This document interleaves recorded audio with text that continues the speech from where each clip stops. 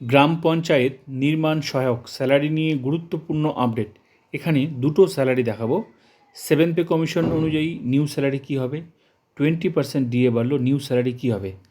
7 pay commission কার্যকর হবে 2027-এ, আর 20% DA বাড়লো, 18% ডিএ ছিল, নতুন 20, টোটাল 38% ডিএ পাওয়া যাবে অক্টোবর থেকে। তাহলে নিউ স্যালারি কী হবে, গ্রস স্যালারি, ইনহ্যান্ড স্যালারি। তো দেখে নেওয়া যাক নতুন চাকরিজীবীদের বেতন এবং পুরনো চাকরিজীবীদের বেতন কী হবে। শুরুতেই আমি 38% ডিএ নিয়ে নিউ স্যালারি দেখাচ্ছি নতুনদের এবং পুরনোদের, তারপর আমি দেখাচ্ছি 7 পে কমিশনের সম্ভাব্য স্যালারি নতুনদের, তারপর আমি পুরনো চাকরিজীবীদের দেখাচ্ছি। চাকরির শুরুতেই হচ্ছে 35,800 টাকা বেসিক। তো ডিএ 18% ডিএ ছিল, নতুন 20, টোটাল 38% পাওয়া যাবে অক্টোবর থেকে। তো বেসিকের ডিএ ডিয়ারনেস অ্যালাউন্স 38% হলে টাকা পাওয়া যাচ্ছে 13,604 টাকা। এইচআরে হাউস রেন্ট অ্যালাউন্স 12%, এটাও বেসিকের। তো 12% হচ্ছে টাকাটা হচ্ছে 4,296 টাকা। মনে রাখতে হবে প্রতি বছর বেসিক কিন্তু 3% হারে বাড়বে, নির্দিষ্ট নিয়মে অটোমেটিক বাড়তে থাকবে প্রতি বছর, এটা বেসিকটা বাড়বে, এটা বছরে বাড়বে। আর ডিএ কিন্তু সরকার যখন যখন দেবে তখন তখন স্যালারি বাড়বে। যেমন 18 ছিল, 20 বাড়লো, তো 38 হলো। আবার যখন ঘোষণা হবে 38-এর সাথে সেটা যোগ করে বেসিকের পার্সেন্টেজ করলেই বেরিয়ে যাবে কত টাকা বাড়লো স্যালারি। ক্লিয়ার? বেতন বাড়ার অনেক জায়গা আছে, তো এটা অটোমেটিক বাড়বে, আর এটা সরকার যখন যখন দেবে, তবে এই সরকার কিন্তু ডিএ দেয়, ঠিক আছে, চিন্তার কোনো কারণ নেই, এই সরকার বেতন দেয়, ভালো দেয়। তো এটা হলো ডিএ, এইচআরে, এমএ মেডিকেল অ্যালাউন্স 500 টাকা, সব কিছু মিলে যোগ করে যে স্যালারিটা হচ্ছে সেটাকে বলা হয় গ্রস স্যালারি। গ্রস স্যালারি হচ্ছে 54,200 টাকা, এটা গ্রস স্যালারি। তো পুরো টাকাটা পাওয়া যাবে না, এখান থেকে কিছুটা টাকা কেটে নেবে, ডিডাকশন হবে। তো কত কাটবে? 200 টাকা ডিডাকশন হবে। তো পিট্যাক্স সার্ভিস চার্জ 200 টাকা ডিডাকশন হবে, কেটে নিয়ে গ্রস স্যালারি থেকে বাকি টাকাটা অ্যাকাউন্টে আসবে। তো 54,000 টাকা ইন হ্যান্ড স্যালারি, এটা হচ্ছে হাতে পাওয়া যাবে। এটা নতুন চাকরিজীবীদের চাকরির শুরুতেই প্রথম মাসের বেতন হচ্ছে এটা, এটা হচ্ছে নতুনদের।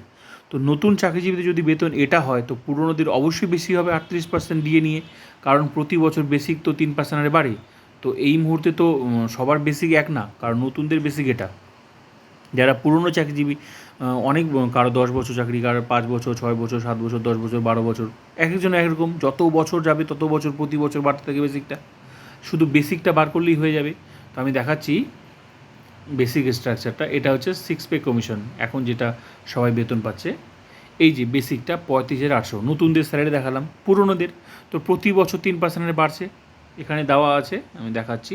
এই যে 35,800, তারপরে বছর কি 36,900, তারপরে বছর 38,000। এই যে বাড়ছে না, প্রতি বছর 3% বাড়ছে। তো যত বছর চাকরি তত বছর বেসিকটা বেশি। তো এক্ষেত্রে কারো যদি 3 বছর চাকরি হয়, কারো 5 বছর, 8 বছর, তাহলে অনেক বেশি বেসিক।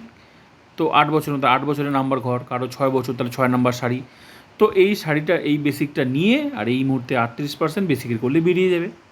তো যত মানে পুরনো চাকরিজীবীদের যত বছর চাকরি তত বেশি স্যালারি 38% দিয়ে নিই। ক্লিয়ার? তো এখানে স্ট্রাকচার দেওয়া আছে, এখন দেখতে হবে যে কার কত চাকরির বয়স। ক্লিয়ার? তো এইভাবেই পুরনো চাকরিজীবীদের বেসিকটা বার করলেই বেরিয়ে যাবে স্যালারি। তো নতুনদের এটা হলে পুরনোদের অনেক বেশি স্যালারি 38% দিয়ে নিয়ে। এবার বিষয় হলো তাহলে 7 পে কমিশনের সম্ভাব্য স্যালারি কী হবে। তো আমি দেখালাম এটা নতুনদের এবং পুরনোদের। এবার 7 পে কমিশনের স্যালারিটা কী হবে।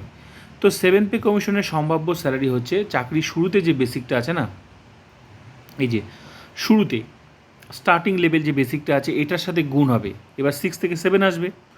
তো পে কমিশন মানে বেসিক স্ট্রাকচার পরিবর্তন, নতুন রূপে বেসিক আসবে, তো এটার সাথে গুণ হবে। কত গুণ হবে? তো এটা কত গুণ হবে এটা দেখতে হলে 7 পে কমিশনের স্যালারিটা কিন্তু পুরোটা সম্ভাব্য, পুরোটা সরকার সিদ্ধান্ত নেবে যে কত দেওয়া যেতে পারে। কিন্তু এই সরকার কিন্তু যাই হোক ভালোই দেবে, খারাপ দেবে না, কিন্তু কিছুটা অনুমান করা যেতে পারে। তো কীভাবে হতে পারে 7 পে কমিশনের স্যালারিটা, আমি সেটাই দেখাচ্ছি। তো 5 থেকে 6 যেভাবে এসেছিলো সেটা দেখলেই বোঝা যেতে পারে কীভাবে হবে। যেমন 35,800 আগে ছিল কত 5 পে কমিশন, যে ওল্ড এন্ট্রিতে আগে ছিল 13,400 টাকা, আর 1 লাফে 6 পে কমিশনে কত আসলো 35,800। তো এই যে 13,400 থেকে 1 লাফে তখনও চাকরির শুরুতে বেসিকটা ছিল, ওটার সাথে গুণ হয়েছিল 2.57, তারপরে আসলো 35,800 যারা নতুন তারা পাবে ওটা, তারপর প্রতি বছর বাড়বে। এরকম একটা সেট করে দেবে যে কোন বছরে কোন বেসিকটা পাওয়া যাবে, নতুনটা কোনটা পাবে এবং প্রতি বছর বাড়বে। এখানে যেমন সেট করে দেওয়া আছে 6 পে কমিশন, যে কোন বছরে কোন বেসিকটা পাবে সেট করে দিয়েছে। এরকমই একটা স্ট্রাকচার আসবে 7 পে কমিশনে, যেখানে সেট করে দেওয়া থাকবে যে কোন বছরে কোন বেসিকটা পাওয়া যাবে, নতুনটা কোনটা পাবে, পুরনোরা কোনটা পাবে। পুরনোদের অনেক বেশি স্যালারি হবে, নতুনদের যা হবে তার থেকে অনেক বেশি হবে। তাহলে সেই সময় গুণ হয়েছিল 2.57। এই যে 2.57 ফিটমেন্ট ফ্যাক্টর, এটাকে বলা হয় ফিটমেন্ট ফ্যাক্টর, মানে স্টার্টিং লেভেলের যে বেসিকটা আছে সেটার সাথে গুণ হয়ে একটা নতুন রূপে বেসিক, সেটাকে বলা হয় ফিটমেন্ট ফ্যাক্টর। তো সেই সময় গুণ হয়েছিল 2.57, তো এবারও সম্ভাবনা আছে 2.57, এটা আমার যা মনে হচ্ছে, ঠিক আছে। তো যদি 2.57, যদিও পুরোটা সরকারের উপর ডিপেন্ড করছে, কিন্তু তবুও কিছুটা অনুমান করা যেতে পারে। কিন্তু যাই হোক, তো চাকরির শুরুতে যে বেসিকটা আছে এটার সাথে গুণ হবে, গুণ হলে নতুন বেসিক হচ্ছে 92,006 টাকা। শুরুতে ডিএ 0, এইচআরএ 12% এখন যেটা আছে সেটাই থাকার সম্ভাবনা আছে। তো যদি থাকে তাহলে কী বলে 11,040 টাকা, এখন যেটা মেডিকেল আছে 500 টাকা, সেটাই সম্ভাবনা আছে। তো সব কিছু মিলে যোগ করে গ্রসারি 1,03,546 টাকা, 200 টাকা ডিডাকশান হবে, কেটে নিয়ে বাকি টাকাটা অ্যাকাউন্টে আসবে।